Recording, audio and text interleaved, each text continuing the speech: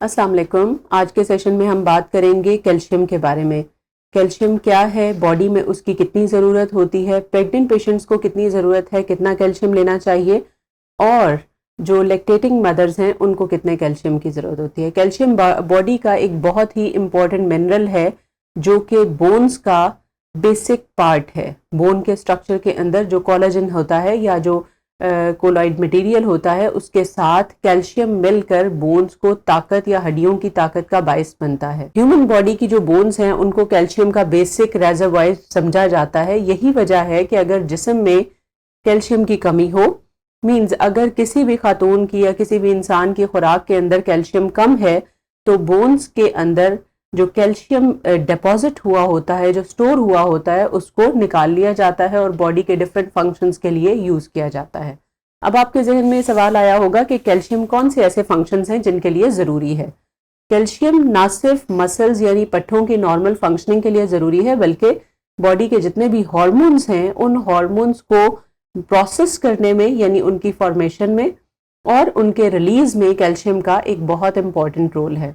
इसके अलावा एक बहुत इंपॉर्टेंट चीज़ कि प्रेग्नेंट पेशेंट्स में और इवन नॉन प्रेग्नेंट पॉपुलेशन में अगर कैल्शियम डेफिशिएंसी होगी तो ये पेशेंट ज़्यादा प्रोन हैं कि इनको हाई ब्लड प्रेशर डेवलप हो जाए लेटर लाइफ में या in during the time of pregnancy अगर इन पेशेंट्स में कैल्शियम की डेफिशिएंसी है या कैल्शियम कम है।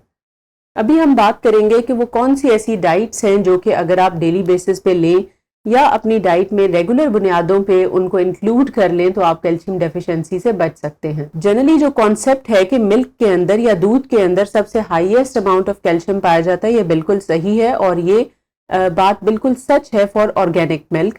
और इसके अलावा मिल्क से जो प्रोडक्ट्स बनती हैं, फॉर एग्जांपल योगर्ट यानी दही हो गया या चीज़ हो गया, they are also very rich sources of calcium और विटामिन डी।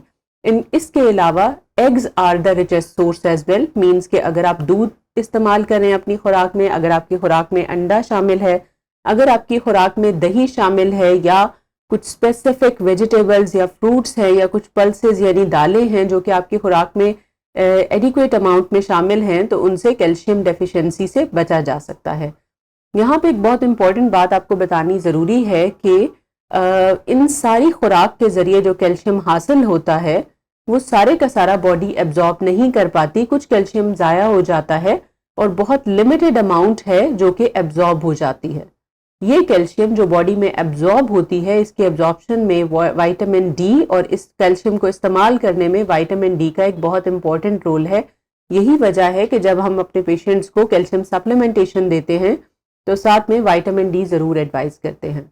एक चीज़ जो बहुत इंपॉर्टेंट है वो क्या है कि अगर आप अपने मसल्स की जो मूवमेंट है या आप अपनी एक्टिविटी को बढ़ा रहे हैं या अपना लाइफस्टाइल एक्टिव तरफ को लेके जा रहे हैं तो ऐसी सूरत हाल में जो आप कैल्शियम लेते हैं फ्रॉम डाइट उसकी एब्जॉर्प्शन बहुत हद तक बढ़ जाती है।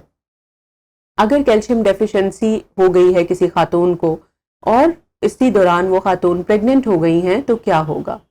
जो पेशेंट्स कैल्शियम डेफिशिएंट होते हैं उनमें बॉडी एक्स और पेन्स का मसला बहुत ज़्यादा बढ़ जाता है।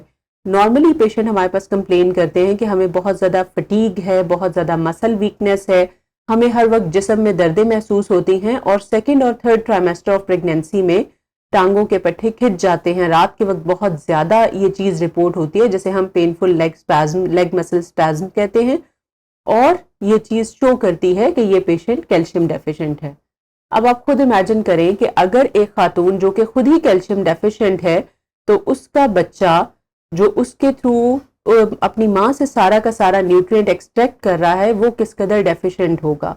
यही वजह है कि प्रेग्नेंट पेशेंट्स को हम from the start of the pregnancy, अगर उसको बहुत ज़्यादा प्रेगनेंसी सिम्टम्स नहीं हैं तो कैल्शियम सप्लीमेंटेशन एडवाइस करते हैं और पेशेंट को ये गाइड करते हैं कि आपने through out the pregnancy calcium लेते रहना है। यहाँ पर मैं उन मदर्स को गाइड करती चलूँ जो कि ब्रेस्ट फीडिंग करवाती हैं कि कैल्शियम की रिक्वायरमेंट जितनी प्रेगनेंसी में होती है उससे डबल हो जाती है अगर वो अपने बच्चे को ब्रेस्ट फीड करवा रही हैं, क्योंकि अब जो ब्रेस्ट मिल्क बच्चा कंज्यूम कर रहा है उसके थ्रू वो अपनी बॉडी की रिक्वायरमेंट और अपनी ग्रोथ की रिक्वायरमेंट्स को भी पूरा कर रहा है। मैं उम्मीद करती हूँ कि कैल्शियम के बारे में ये सेशन बहुत हेल्पफुल साबित होगा। Thank you very much.